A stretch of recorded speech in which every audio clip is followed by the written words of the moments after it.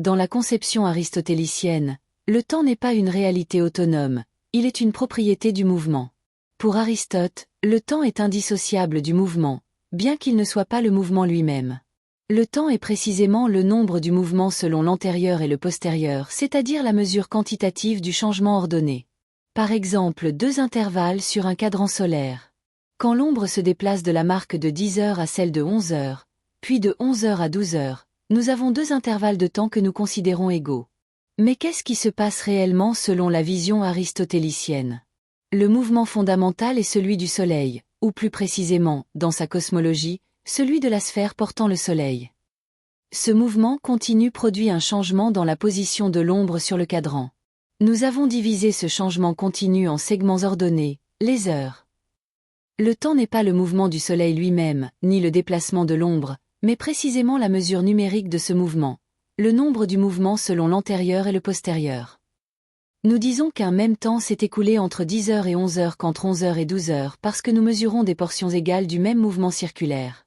Il est fascinant que pour Aristote, ces 2 intervalles soient égaux non pas parce qu'un temps absolu aurait passé de façon identique, mais parce que nous avons divisé un mouvement régulier en portions égales.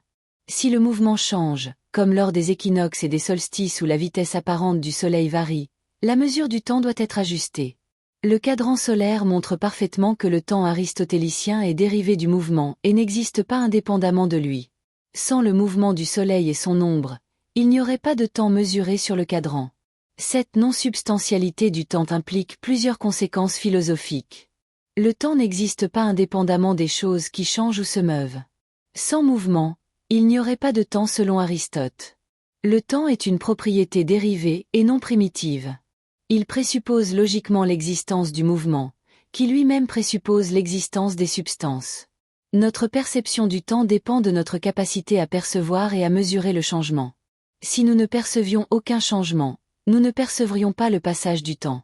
Le temps possède une unité fondamentale malgré la diversité des mouvements, car tous les mouvements peuvent être rapportés à un mouvement primordial, celui de la sphère des fixes, qui sert d'étalon universel.